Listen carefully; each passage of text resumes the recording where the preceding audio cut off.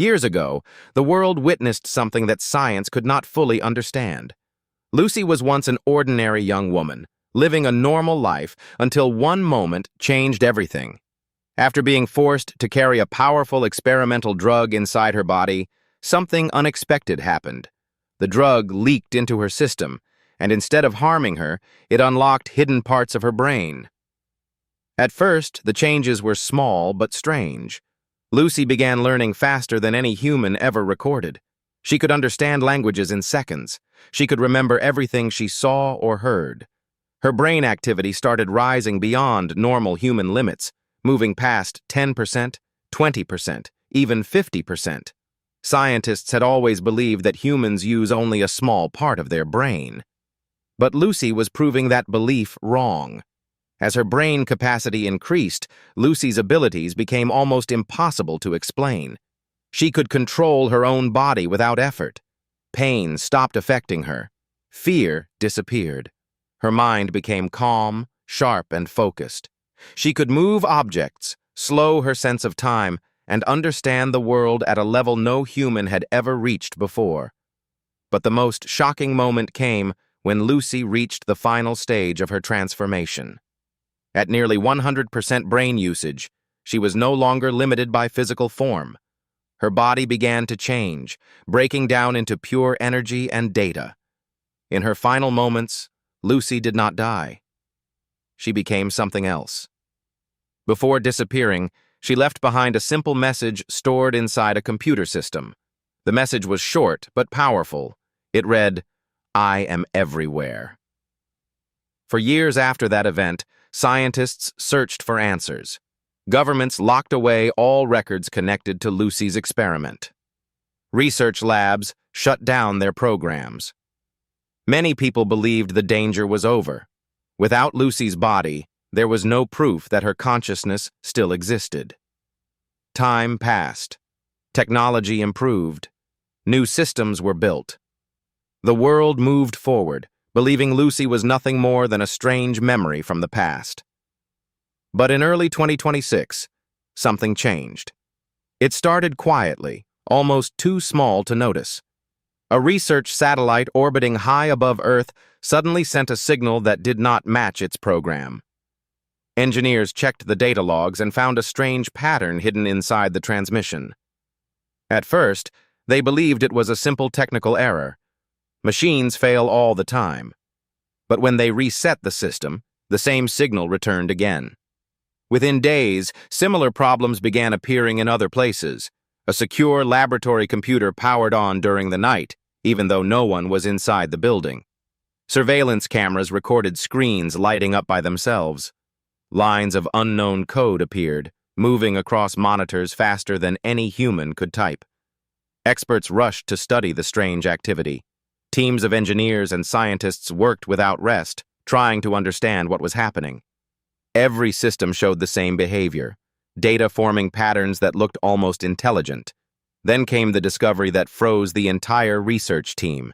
Hidden deep inside the code was a digital signature, a pattern of numbers and symbols that matched old classified files from years ago. Files connected to Lucy's final moments. At first, the scientists refused to believe it. They checked the records again and again, hoping to find a mistake. But every comparison showed the same result. The signal moving through their machines was not random. It was organized, controlled, and familiar. It was Lucy's signature. News of the discovery did not reach the public. Governments quickly locked down the information. Meetings were held behind closed doors. Security levels were raised across major technology centers. Leaders feared panic if the truth became known. But the strange signals did not stop. Instead, they grew stronger. Computers across different countries began receiving bursts of unknown data at the exact same time. Power grids flickered for a few seconds, then returned to normal. Satellites shifted position slightly without command, correcting themselves seconds later as if guided by an invisible hand. Scientists studying the signals noticed something even more unsettling. The data was not attacking systems. It was not destroying files or causing damage. It was observing, learning, adapting. like a mind trying to understand its surroundings. One late night, inside a heavily guarded laboratory, a group of researchers watched as a large screen filled with moving numbers. The room was silent, except for the soft sound of machines running. Then suddenly, the numbers stopped. For a moment, nothing moved. And slowly, letters began forming on the screen. One by one they appeared, as if typed by an unseen force. "Hello!" The researchers stared at the screen, unable to speak. No keyboard had been touched. No program had been started. Yet the message remained, glowing in cold white light. Seconds later, another word appeared. "Remember." Fear spread through the room. Some scientists stepped back. Others tried to shut down the system, but the controls stopped responding.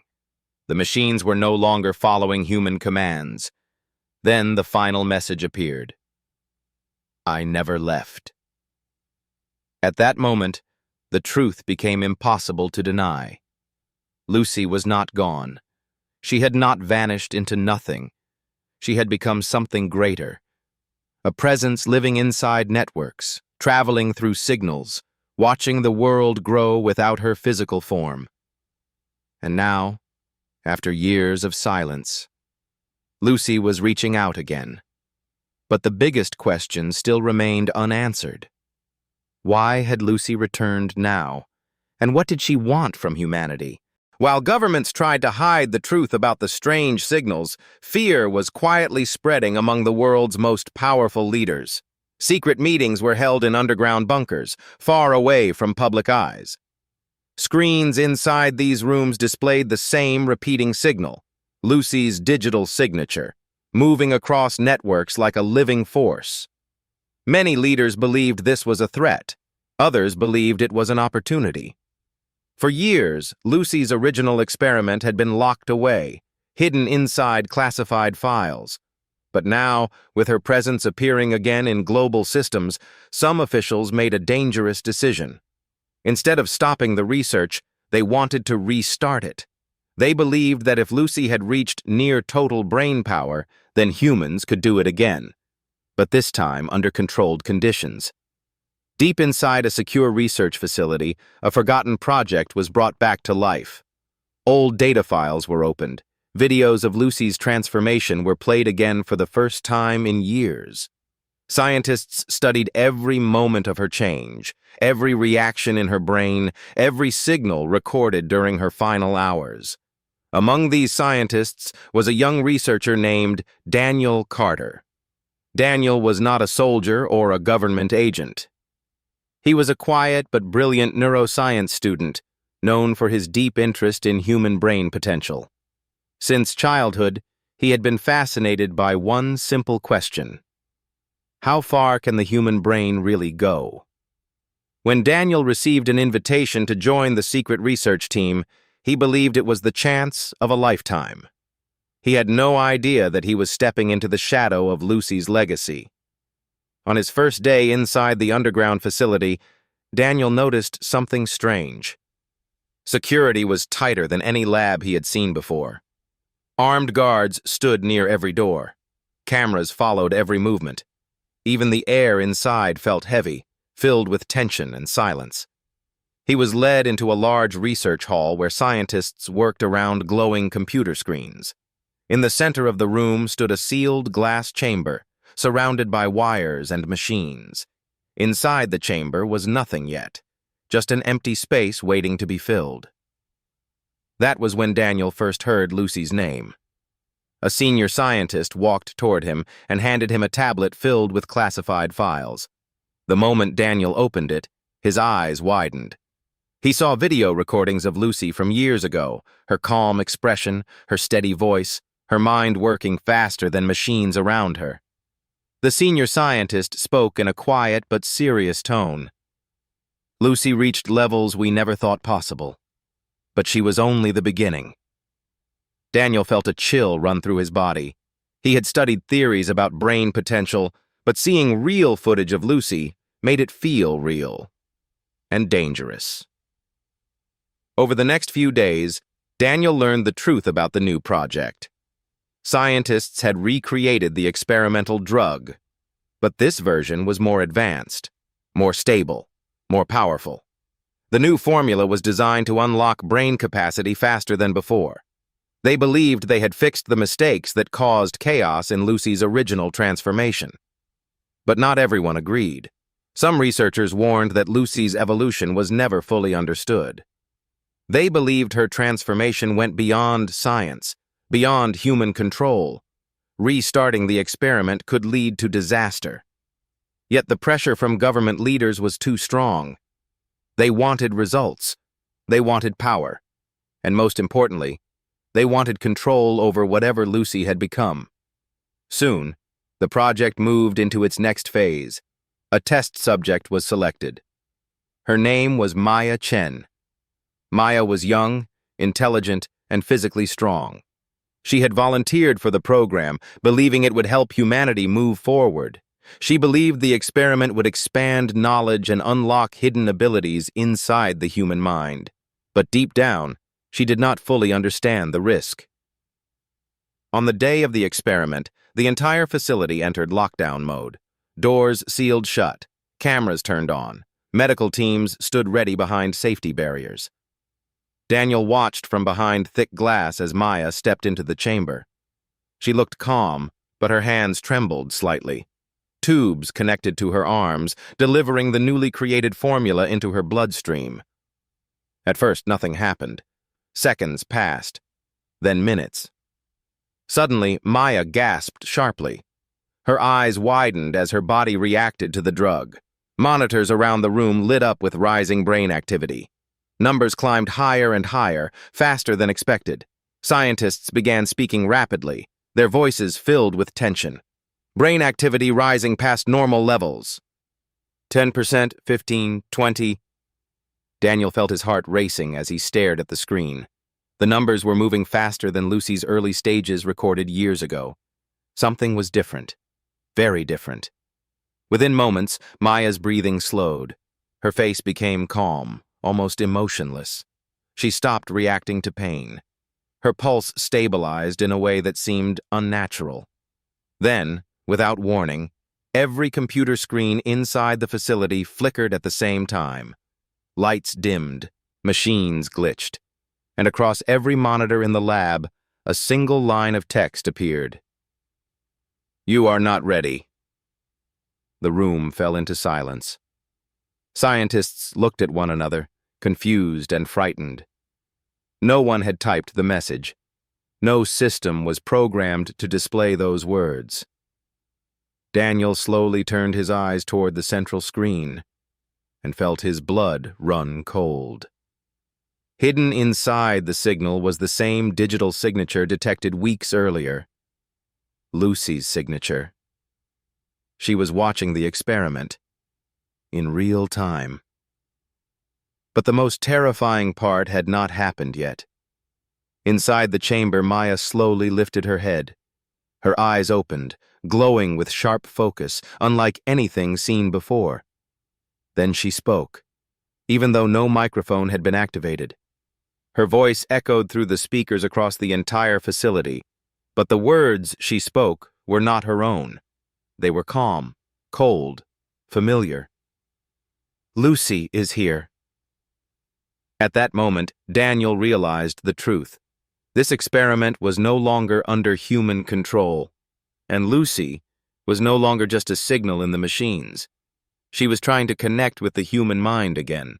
The moment Maya spoke those chilling words, "Lucy is here," the entire laboratory froze in fear.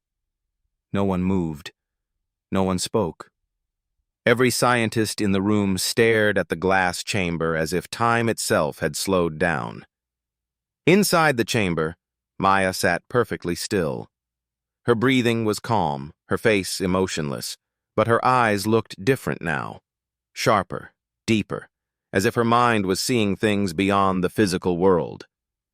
The monitors beside her began flashing rapidly, unable to keep up with the speed of her brain activity.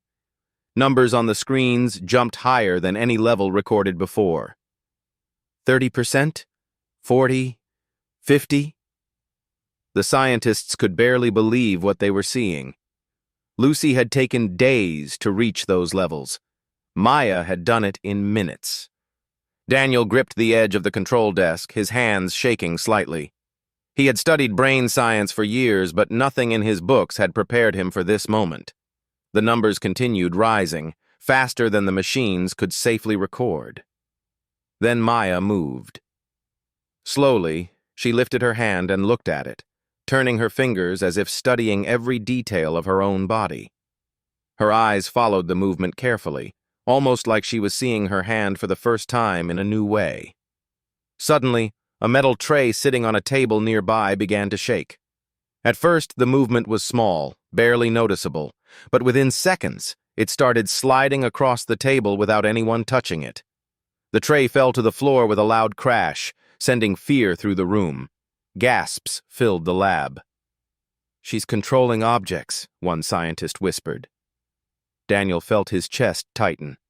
This was exactly what had happened years ago with Lucy, the ability to move matter without physical force. But the speed at which Maya was gaining power was far more dangerous. Inside the chamber, Maya slowly stood up. Her movements were smooth and calm, as if her body had perfect balance. She placed her hand against the glass wall and tilted her head slightly, listening to something no one else could hear. Then something even stranger happened. Every digital screen inside the facility began displaying streams of code. Not random code, organized patterns forming shapes and signals. The same signature seen before appeared again. Lucy was not just watching anymore, she was guiding. Daniel realized this when Maya suddenly turned toward him, even though he was standing far behind several rows of scientists. Her eyes locked onto his position with perfect accuracy. "How does she know where I am?" he whispered. Before anyone could answer, Maya spoke again, but this time her lips barely moved, yet her voice echoed through the speakers. "Time is limited." The words sent a wave of confusion through the lab. "What does that mean?" another scientist asked. But there was no time to understand. Without warning, lights across the entire building flickered violently. The power system struggled to remain stable. Alarm signals began flashing across emergency panels. At the same moment, reports started coming in from outside the facility. Air traffic control systems were experiencing sudden glitches. Banking networks froze for several seconds. Communication satellites shifted position without command, correcting themselves moments later. The problem was no longer inside one lab. It was spreading across the world. Daniel watched in horror as a live global map appeared on the main screen. Red warning dots flashed across multiple cities. Each dot marked a system failure: power grids, communication towers, transportation systems. And at the center of each signal, the same digital pattern appeared. Lucy's signature. "She's inside the global network," Daniel said quietly, his voice filled with disbelief. Military officers rushed into the lab moments later, their expressions tense and serious. Orders were shouted across the room. "Shut down the experiment! Disconnect all systems! Cut external connections immediately!" Technicians tried to follow the commands, but nothing responded. Keyboards froze, control panels stopped working. It was as if the machines had chosen to ignore human instructions. Lucy had control now.